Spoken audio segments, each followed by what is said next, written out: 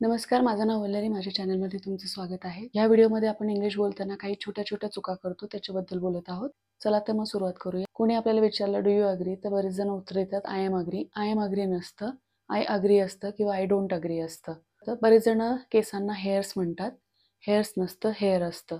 Hair किती पण plural जरी असलं तरी हेअर्स नाही म्हणत, हेअरच म्हणतात. तुम्ही हेअर कलरच्या कमर्शियल किंवा ॲड्समध्ये बघू शकता. ते हेअर कलर म्हणतात, हेअर्स कलर म्हणत नाही. अजून एक कन्फ्युजन म्हणजे चिल्ड्रन.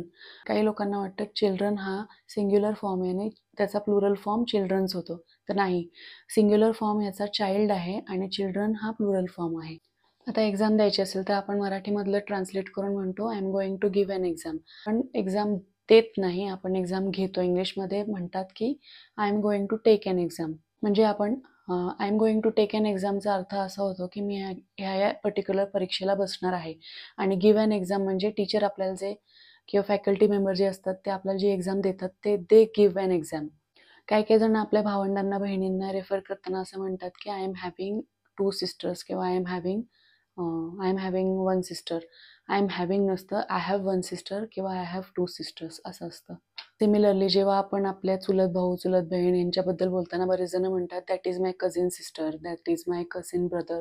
कझिन सिस्टर किंवा कझिन ब्रदर नसतं, फक्त कझिन असतं. अजून नातेसंबंधांबद्दल बोलायचं झालं इंग्लिशमध्ये, तर जेव्हा आपण इन-लॉजबद्दल बोलत असतो. फॉर एक्झाम्पल आपण जेव्हा सिस्टर इन लॉ, जेव्हा आपल्या एकपेक्षा जास्त सिस्टर इन लॉ असतील किंवा एकपेक्षा जास्त ब्रदर इन लॉ असतील, तेव्हा ब्रदर इन लॉज असं न होता ब्रदर्स इन लॉ असं होतं, जेव्हा एकपेक्षा जास्त असतील तेव्हा. आणि जेव्हा सिस्टर इन लॉ एकपेक्षा जास्त असतील तेव्हा सिस्टर्स इन लॉ होतं, सिस्टर इन लॉज होत नाही. जेव्हा आपण भूतकाळातला एखादा प्रश्न विचारत असतो तेव्हा आपण डिडने चालू करतो.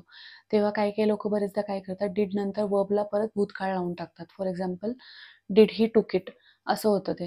म्हणजे हे चुकीचं आहे. तेव्हा आपण पहिल्यांदा डिड हा भूतकाळ ऑलरेडी वापरलेला आहे डिडमध्ये. त्यामुळे आपण परत जे वर्ब वापरतो तेव्हा आपण त्या वर्बचा भूतकाळ करायचा नसतो. म्हणजे डिड ही टूक इट नाही होणार, डिड ही टेक इट होणार. सिमिलरली जेव्हा आपण ही शी इटबद्दल बोलत असतो तेव्हा बरेच जण काय करतात, की जेव्हा डजपासून प्रश्न सुरू होतो तेव्हा परत वर्बला एस लावून टाकतात. For example, does he likes it. आपण एकदा डज बरोबर एस ऑलरेडी लावून टाकलेला आहे, त्यामुळे आपण पुढच्या वर्बला एस लावायची गरज नसते. म्हणजे काय होणार, डज ही लाईक इट. ॲडव्हर्बचा बरोबर उपयोग कसा करायचा? तर चूक कुठे होते, की आपण जर म्हणतोय ही बॅट्स गुड, तर आपण काय म्हणतोय, गुड हे ॲडजेक्टिव्ह येतं. ॲडजेक्टिव्ह कधी पण नाऊनला एक्सप्लेन करतं. म्हणजे नाऊन काय याच्यामध्ये ही बॅट्स गुड.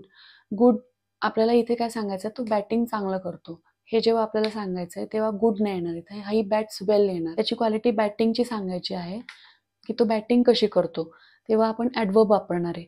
त्यामुळे आपण म्हणणार की ही बॅट्स वेल. आणि जेव्हा आपल्याला क्वालिटी त्या माणसाची सांगायची आहे तेव्हा आपण ॲडजेक्टिव्ह वापरणार. तेव्हा आपण म्हणणार he is a good batsman. म्हणजे इथे लक्षात ठेवायचा मुद्दा काय आहे, ॲडजेक्टिव्ह कायम नाऊनला एक्सप्लेन करतं, म्हणजे ॲडव्हर्ब वर्बला एक्सप्लेन करतं. आता जेव्हा आपल्याला दोन गोष्टीमध्ये कंपॅरिझन सांगायचे, की मला ह्या गोष्टीपेक्षा ही गोष्ट जास्त आवडते, तेव्हा आपण प्रेफर वापरतो. याच्यामध्ये चूक काय होते, की असं म्हणलं जातं, की I prefer swimming than jogging. आता स्विमिंग दॅन जॉगिंग, दॅन वापरणं चुकीचं आहे. जेव्हा प्रेफर वापरतो तेव्हा तिथे आपल्याला टू वापरायचं असतं. म्हणजे म्हणायचं असतं, की I prefer swimming to jogging. म्हणजे मला जॉगिंगपेक्षा स्विमिंग आवडतं. ह्या व्हिडिओमध्ये ही छोटीशी माहिती मला द्यायची होती. पुढच्या व्हिडिओमध्ये आपण एकसारखे उच्चार असणारे पण कन्फ्युजिंग असे वर्ड्स इंग्लिशमध्ये बघूया. तुम्हाला जर कुठल्या विषयावर व्हिडिओ बघायचे असतील इंग्लिशमधल्या, तर ते मला कॉमेंट बॉक्समध्ये कॉमेंट करून नक्की सांगा. मी त्याच्यावर व्हिडिओ बनवण्याचा नक्की प्रयत्न करेन. दिलेली माहिती जर आवडली असेल तर लाईक, शेअर आणि सबस्क्राईब करायला विसरू नका. व्हिडिओ पूर्ण बघितल्याबद्दल धन्यवाद.